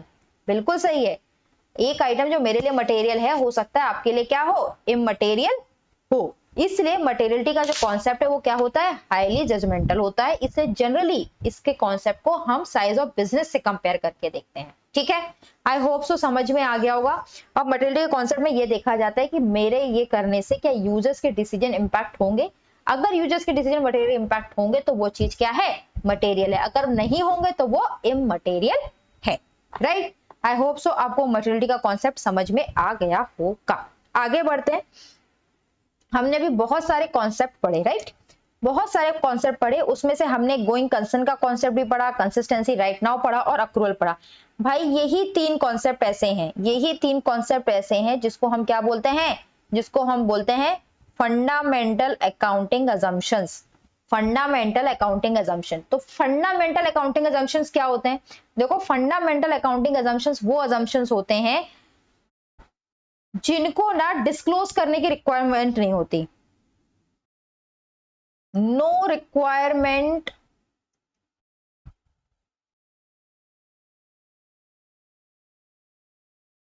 To disclose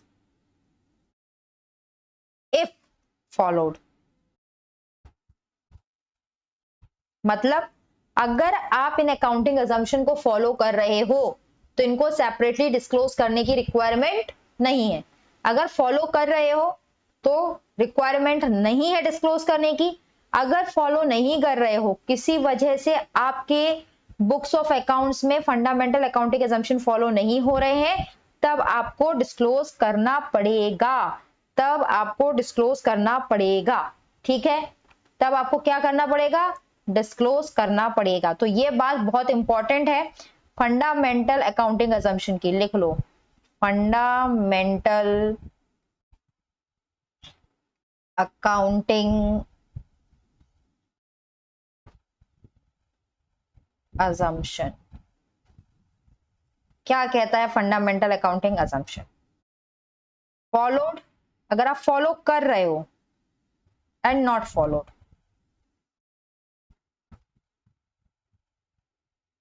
पहले तो ये क्या किया जाता है, फॉलोड है तो क्या है? नो डिस्क्लोजर, कोई डिस्क्लोजर नहीं चाहिए।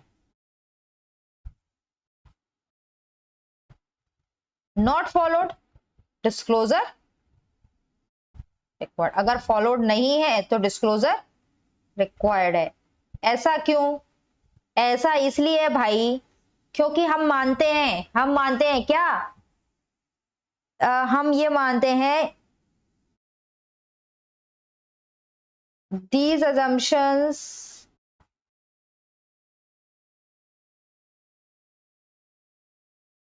have been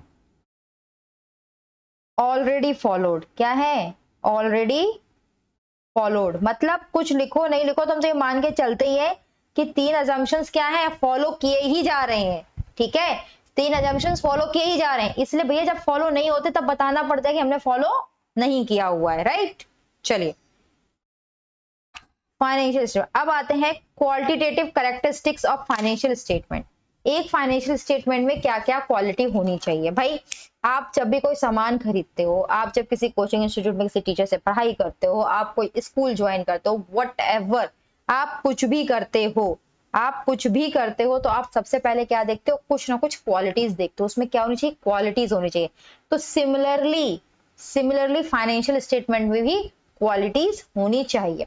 तो भाई ऐसे तो फाइनेंशियल स्टेटमेंट में ना बहुत सारी क्वालिटी दी गई है, understandability, relevance, reliability, comparability, materiality, faithful representation, substance over form, neutrality, prudence, full fair and adequate disclosure, completeness. 11 आपको क्वालिटेटिव कैरेक्टरिस्टिक्स दे दी हैं, लेकिन आपके लिए 4 फंडामेंटल क्वालिटेटिव कैरेक्टरिस्टिक्स है जो हम क्लास में कवर करेंगे, ठीक है। या 4 प्रिंसिपल क्वालिटेटिव कैरेक्टरिस्टिक्स है। वो क्या क्या है? वो है अंडरस्टैंडेबिलिटी, वो है रेलिवेंस, वो है रिलायबिलिटी एंड कंपेरेबिलिटी। ये 4 चीजें हैं जो कि हम कवर करेंगे। तो देखो हमने बाकी इसमें बहुत टाइम ले लिया था, ये क्लास ऑलरेडी 1 घंटे की हो जाए, बट मैं चाहती हूँ ये आज कंप्लीट हो जाए, राइट। तो अब आते हैं अंडरस्टैंडेबिलिटी। अंडरस्टैंडेबिलिटी का क्या मतलब है? अंडरस्टैंडेबिलिटी का मतलब ये है कि वो व्यक्ति जिसको बेसिक थोड़ी सी भी नॉलेज है अकाउंटिंग की, जिसको अकाउंटिंग की थोड़ी सी भी बेसिक नॉलेज है, वो फाइनेंशियल स्टेटमेंट को समझ सके। क्या कर सके? फाइनेंशियल स्टेटमेंट को समझ सके, ठीक है। तो क्या लिखा है? An essential quality of information provided in financial statement is that it must be readily understandable by users. क्या है? वो रीडली अंडरस्टैंडेबल बाय यूजर्स हो, यूजर्स उसको आसानी से समझ सके। इसके लिए हम क्या अज्यूम करते हैं? देखो, for this purpose it is assumed that user have reasonable knowledge of business. हम ये मानते हैं कि भैया उसको रीजनेबल नॉलेज है बिजनेस की, इकोनॉमिक एक्टिविटीज की, अकाउंटिंग की, and study the information with reasonable diligence. और वो इंफॉर्मेशन को रीजनेबल डिलीजेंस के साथ, सावधानी के साथ पढ़ेगा, समझेगा, ठीक है। ये हम मान के चलते। अब एक बात बताओ, आप कॉमर्स स्टूडेंट हो, आपको पता है डेबिट क्या है, क्रेडिट क्या है, आपको पता है बैलेंस शीट क्या है, आपको पता है प्रॉफिट एंड लॉस क्या है, ठीक है। बट एक साइंस स्टूडेंट को ये सब नहीं पता है। अब आप उसको कुछ दे दोगे ऐसा, तो क्या उसको समझ में आएगा? नहीं आएगा। अब उसको समझ में नहीं आएगा करके ऐसा तो नहीं है कि हम बैलेंस शीट को बैलेंस शीट की तरह नहीं बनाएंगे, या प्रॉफिट एंड लॉस को प्रॉफिट एंड लॉस की तरह नहीं बनाएंगे, वो वैसे ही बनेंगे, हम बनाएंगे वैसे ही, ठीक है।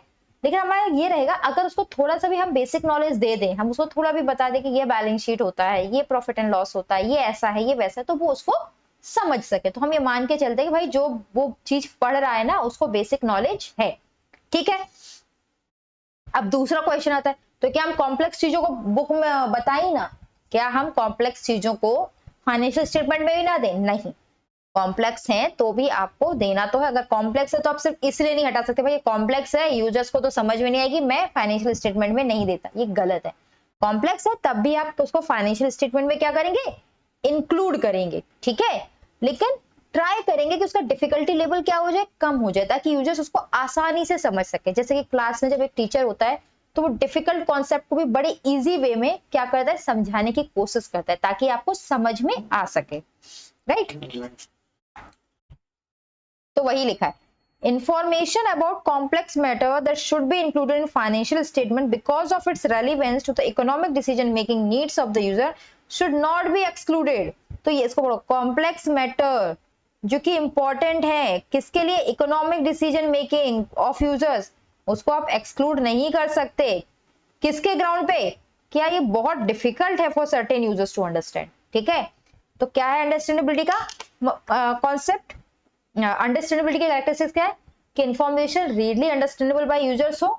ये जो कैरेक्टरिस्टिक है वो इस क्या कहते हैं, ये जो कैरेक्टरिस्टिक्स है वो इस अजम्पशन पे बेस्ड है कि यूजर्स के पास बेसिक अकाउंटिंग नॉलेज है, वो फाइनेंशियल स्टेटमेंट समझ सकता है, ठीक है। लास्ट, हम कॉम्प्लेक्स इंफॉर्मेशन जो कि यूजर्स को इंपॉर्टेंट है उसको इजिली मैनर में फाइनेंशियल स्टेटमेंट में लिखेंगे ताकि वो समझ सके। ये हो गया अंडरस्टैंडेबिलिटी का कॉन्सेप्ट। अब आता है अगला कॉन्सेप्ट, वो है रेलिवेंस। रेलिवेंस क्या होता है, देखो आप सीए फाउंडेशन के स्टूडेंट हो, ठीक है। अब सीए फाउंडेशन के आप स्टूडेंट हो तो आपका एक पर्टिकुलर सिलेबस है अकाउंटिंग का। अब ऐसा तो नहीं है कि आप जो सीए फाउंडेशन में पढ़ रहे हो इतना ही आपका सिलेबस है अकाउंटिंग में। अकाउंटिंग में तो बहुत सारी चीजें हैं, तभी तो आप आगे इंटरमीडिएट लेवल पे पढ़ोगे, फिर उससे हायर लेवल आप फाइनल पे पढ़ोगे, राइट।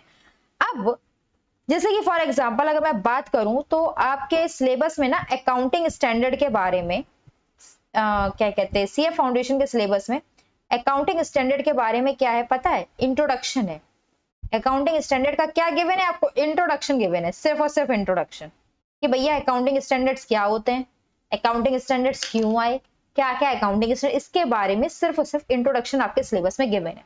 लेकिन मैं स्टार्ट कर दूं कि भाई क्योंकि आपके चैप्टर है अकाउंटिंग स्टैंडर्ड का इंट्रोडक्शन, तो आज हम अकाउंटिंग स्टैंडर्ड 1, 3, 5, 7 सबको मैं डीपली पढ़ाना स्टार्ट कर दूं, मैं सारे अकाउंटिंग स्टैंडर्ड्स आपको पढ़ाना स्टार्ट कर दूं, तो क्या बताओ वो आपके सीए फाउंडेशन के लिए रेलिवेंट है? क्या वो आपके सीए फाउंडेशन के लिए रेलिवेंट है? क्या वो एग्जाम को पास कराने के लिए रेलिवेंट है? वो रेलिवेंट नहीं है ना, वो रेलिवेंट नहीं है। इसलिए इंफॉर्मेशन का रेलिवेंट होना भी क्या है, इंपॉर्टेंट है। तो वही ये कह रहा है इंफॉर्मेशन मस्ट बी रेलिवेंट। अब आपके लिए वो अकाउंटिंग से रेलिवेंट नहीं है एग्जाम पास करने के लिए, ठीक है। तो ये क्या है, information must be relevant to the decision making needs of the user. जो डिसीजन मेकिंग नीड्स है यूजर के लिए, उसके लिए इंफॉर्मेशन क्या होनी चाहिए, रेलिवेंट होनी चाहिए। Information has quality of relevance when it influences the economic decisions of users by helping them to evaluate past, present or future events or confirming or correcting their past evaluation। जो information है वो क्या होनी चाहिए, relevance होनी चाहिए, ताकि वो क्या कर सके, पास्ट, प्रेजेंट एंड फ्यूचर को इवेल्युएट कर सके। पास्ट, प्रेजेंट एंड फ्यूचर को कैसे इवेल्युएट करेगा, देखो आज की तारीख पे जो व्यक्ति बैठा है वो ये कहेगा कि फ्यूचर में मुझे लगता है इसका प्रॉफिट 10% से बढ़ जाएगा आने वाले 3 साल में। जब आप आज से 3 साल बाद जाओगे तो आप फाइनेंशियल स्टेटमेंट देखोगे तो क्या कहोगे, हाँ मैंने जो कहा था कि इसका प्रॉफिट बढ़ेगा 3 साल बाद, ये एक्चुअल में बढ़ गया है। तो आपने पास्ट भी इवेल्युएट कर लिया, प्रेजेंट तो आप इवेल्युएट कर ही रहे हो, उसके बेसिस पे आप फ्यूचर को भी इवेल्युएट कर रहे हो, राइट। तो ये आपका रेलिवेंस कॉन्सेप्ट है। अच्छा, रेलिवेंस कैरेक्टरिस्टिक्स है। यहाँ पे एक और चीज है जिसपे एग्जाम में क्वेश्चंस आते हैं, ये लिखा है the predictive and confirmatory roles of informations are interrelated. अब ये क्या है, प्रिडिक्टिव। प्रिडिक्टिव का मतलब होता है भविष्यवाणी करना, भविष्य के बारे में बताना, इट्स अ प्रिडिक्टिव। कंफर्मेटरी का क्या, कि कोई चीज हो गई है उसको कंफर्म करना, ठीक है, कोई चीज हो गई है उसको कंफर्म करना। अब देखो मैं आपको एक बात बताती हूँ, आपने 2023 में क्या किया, फाइनेंशियल स्टेटमेंट देखे कंपनी के और ये कहा कि कंपनी का प्रॉफिट 2025 तक फाइनेंशियल स्टेटमेंट बनेंगे, आज इसका प्रॉफिट है 3 करोड़। आपका कहना था कि भाई आज से 2 साल बाद ये कंपनी का जो प्रॉफिट है वो कितना हो जाएगा, 5 करोड़, राइट। आपने 23 में फाइनेंशियल स्टेटमेंट देखे थे। अब यहाँ पे आपने क्या किया था, यहाँ पे आपने प्रेडिक्शन की थी किसके बारे में प्रेडिक्शन की थी? आपने प्रेडिक्शन की थी कि 2025 में इसका जो प्रॉफिट होगा वो 5 करोड़ हो जाएगा। अब जब आज आप 2025 के फाइनेंशियल स्टेटमेंट देखते हो तो आपको पता चलता है कंपनी का प्रॉफिट कितना है, 5.5 करोड़। आपको क्या पता चलता है? आज जब आपने कंपनी की फाइनेंशियल स्टेटमेंट देखी 2025 में, तो आपको पता चला कि कंपनी का जो प्रॉफिट है 5.5 करोड़ का है। तो आपने क्या एस्टिमेट किया था? ये आपका क्या था? ये आपका प्रिडिक्शन था, एस्टिमेशन था, राइट। और क्योंकि कंपनी का प्रॉफिट हो गया 5.5 करोड़, तो अब ये क्या हो गया? ये कंफर्म हो गया। ये क्या हो गया? ये कंफर्म हो गया। तो ये प्रेडिक्शन के काम आती है और फिर बाद में उसी को कंफर्म करने के भी काम आती है। तो ये रेलिवेंस जो आपकी कैरेक्टरिस्टिक्स है ये इसमें इंपॉर्टेंट रोल प्ले करती है। ये प्रेडिक्टिव भी है और कंफर्मेटिव भी। इसके बाद आप जब ये पैरा पढ़ोगे ना तो आपको पूरा समझ में आ जाएगा, राइट। बाकी ज्यादा कुछ पढ़ने की रिक्वायरमेंट है नहीं। उसके बाद अगला क्वेश्चन आता है रिलायबिलिटी। रिलायबिलिटी क्या होती है भाई? आपके कुछ दोस्त होंगे जो आप जिस पे आप बहुत ट्रस्ट करते होगे, जिनको आप अपने बारे में सब बताते होगे। कुछ दोस्त ऐसे होंगे जिनको आप कुछ बातें तो बताते होगे, कुछ छुपा जाते होगे। क्यों? जिनको आप सारे बात बताते हो वो आपके लिए बहुत रिलायबल है ना। उन पे आपको पूरा विश्वास है कि भाई इनको बात बताइए, इनसे बात कहीं नहीं जाएगी। तो फाइनेंशियल स्टेटमेंट में जो इंफॉर्मेशन होनी चाहिए वो कैसी होनी चाहिए? रिलायबल होनी चाहिए। अब फाइनेंशियल स्टेटमेंट में जो इंफॉर्मेशन होनी चाहिए वो कैसी होनी चाहिए? रिलायबल होनी चाहिए। हम किस इंफॉर्मेशन को मानेंगे कि वो रिलायबल है? हम उन्हीं इंफॉर्मेशन को रिलायबल मानेंगे जो कि फ्री फ्रॉम एरर्स होंगी, फ्री फ्रॉम आपका बायसनेस होंगी, है ना। हम कहेंगे वो इंफॉर्मेशन रिलायबल है। अब हम ये कैसे डिसाइड करें कि ये जो इंफॉर्मेशन है वो फ्री फ्रॉम एरर है या बायसनेस है? तो जब उससे रेलिवेंट, उससे रिलेटेड डॉक्यूमेंट या एविडेंस अवेलेबल होंगे तो हम क्या मानेंगे? हम ये मान लेंगे भाई ये इंफॉर्मेशन क्या है? रिलायबल है, right. To be useful information must also be reliable. Useful रहने के लिए इंफॉर्मेशन का रिलायबल होना भी इंपॉर्टेंट है। Information has the quality of reliability when it is free from material error, जब वो किसी material errors उसमें नहीं है, ना ही कोई biasness है। can be depended upon by users, मतलब users उस पर depend कर सकते हैं, उस पर विश्वास कर सकते हैं। to represent faithfully that which it either purports to represent or could reasonably be expected to be represent। ठीक है, तो सिंपल सी बात है। ज्यादा आपको अगर ये कंफ्यूजन लग रहा हो कि भाई क्या लिख दिया which it is a purpose to represent or could reasonably expected to represent, तो आप इतना देखो, to be useful information must be reliable. Information has the quality of reliability when it is free from material error or biasness. आप यहां तक रखो, ठीक है, एंड बायसनेस, ठीक है।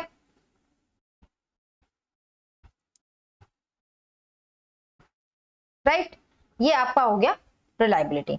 लास्ट आता है कंपेरेबिलिटी। कंपेरेबिलिटी क्या होता है? कंपेयर करना। अब कंपैरिजन दो तरीके का होता है, एक होता है ईयर टू ईयर खुद से कंपैरिजन करना, और एक होता है पीयर कंपनी से कंपैरिजन करना, ठीक है। कंपैरिजन दो तरीके से होता है। कंपैरिजन क्या होता है? दो तरीके से होता है, राइट। कंपेरेबिलिटी कैसी होती है? दो तरीके से की जाती है, ठीक है। एक तो क्या है? ईयर टू ईयर, मतलब एक कंपनी है XYZ, ये अपने 2023 की परफॉर्मेंस को 2024 के परफॉर्मेंस, 2025 के परफॉर्मेंस, ये क्या कर रही है? अपने ही परफॉर्मेंस को आपस में कंपेयर कर रही है। एक तो ये हो गया, राइट। दूसरा क्या हुआ? XYG कंपनी जो है वो अपने फाइनेंशियल स्टेटमेंट 2024 को PQY एक और कंपनी है उसके फाइनेंशियल स्टेटमेंट 2024 से कंपेयर कर रही है, ठीक है। क्या कर रही है? XYG कंपनी अपने 2024 के फाइनेंशियल स्टेटमेंट को PQY के फाइनेंशियल स्टेटमेंट से कंपेयर कर रही है ऑफ द सेम ईयर। क्या है? Same year. तो दो तरह के कंपैरिजंस होते हैं जिसको हम, अब आपके बुक में नाम तो नहीं है वैसे मैं बता दूं, इसको बोला जाता है इंट्रा कंपैरिजन और इसको बोला जाता है इंटर कंपैरिजन। इंट्रा का मतलब होता है खुद से कंपेयर करना, इंटर का मतलब होता है दूसरी कंपनी से कंपेयर करना, ठीक है। तो क्या लिखा है देखो, users must be able to compare the financial statement of an enterprise through the time in order to identify trends in the financial position, performance, cash flow, etc. ठीक है, जब वो इससे कंपेयर करेगी तो ये बोलेगी ना भाई 24 में प्रॉफिटेबिलिटी 23 के कंपैरिजन में बढ़ गई, 25 में मेरी प्रॉफिटेबिलिटी थोड़ी सी डिक्लाइन कर गई 2024 से ड्यू टू सम रीजन या बढ़ गई, तो ये ट्रेंड फाइंड आउट करने में मदद करता है. User must also be able to compare financial statement of different enterprises. मैंने आपको बताया था ना, डिफरेंट एंटरप्राइजेस क्या मतलब है, जैसे कि XYG कंपेयर कर रही है अपनी PQY से, to evaluate their relative financial position. क्या इवेल्युएट करने के लिए, उनकी रिलेटिव फाइनेंशियल पोजीशन क्या है, परफॉर्मेंस क्या है, कैश फ्लो क्या है. Hence, measurement and display of financial effect of like transaction and other event must be carried out consistent way throughout the. ये सारी चीजें इंपॉर्टेंट नहीं है, राइट. तो आपके लिए कंपेरेबिलिटी में इतना इंपॉर्टेंट जितना मैंने आपको हाईलाइट कराया हुआ है चारों कैरेक्टरिस्टिक्स में, ये आपको इंपॉर्टेंट है. बात के कैरेक्टरिस्टिक्स में मटेरियलिटी आप पढ़ लेना. फेथफुल रिप्रेजेंटेशन में सारी चीजों को हमें रिप्रेजेंट करना चाहिए फाइनेंशियल स्टेटमेंट में, ताकि यूजर्स डिसीजन ले सके, वही है. Substance over form, neutrality, prudence हम डिस्कस कर चुके हैं. Full fair and adequate disclosure भी वही है. कंप्लीट डिस्क्लोजर आपको देना चाहिए, तो इसको एक एक बार रीड कर लेना. It's not that much important. Completeness का मतलब है कि आपने जो भी ट्रांजेक्शन इवेंट साल भर में किए वो सारी की सारी रिकॉर्डेड होना चाहिए, यही बात. इसके साथ ही हमारे जितने भी ये थे वो सारे के सारे हो गए कंप्लीट हम. और इसी के साथ हमारा ये एक बहुत बड़ा और एक बहुत important chapter accounting concept, principles and convention हुआ कंप्लीट. मिलते हैं नेक्स्ट क्लास में नेक्स्ट चैप्टर के साथ, जो होगा contingent assets and contingent liability, और जो भी है आई डोंट रिमेम्बर एग्जैक्टली कौन सा चैप्टर है. Sorry, next chapter is capital expenditure and revenue expenditure. तो मिलते हैं नेक्स्ट क्लास में. हमारा नेक्स्ट चैप्टर होगा capital expenditure and revenue expenditure, जो कि एक बहुत इंपॉर्टेंट चैप्टर है. अगेन बहुत छोटा सा प्यारा सा चैप्टर है, ट्राई करेंगे एक क्लास में कंप्लीट हो जाए. बात रही इस चैप्टर के MCQ and true and false की, तो वो सेपरेट वीडियोस में रहेंगे और आपको इसकी प्लेलिस्ट सेपरेटली ही मिलेगी यूट्यूब पे, ताकि एग्जाम टाइम में अगर आप इसको देखना चाहें या सेपरेटली जब भी कभी आप देखना चाहें ट्रू फॉल्स एंड MCQ, तो आप देख सकें और आपको 20 चैप्टर्स में वीडियोस में उसको खोजना ना पड़े. इसी के साथ आज की क्लास को रखते हैं यहीं तक. मिलते हैं नेक्स्ट क्लास में. अगर आपको पसंद आया हो तो प्लीज चैनल को लाइक शेयर एंड सब्सक्राइब करें. तब तक के लिए नमस्कार, थैंक यू.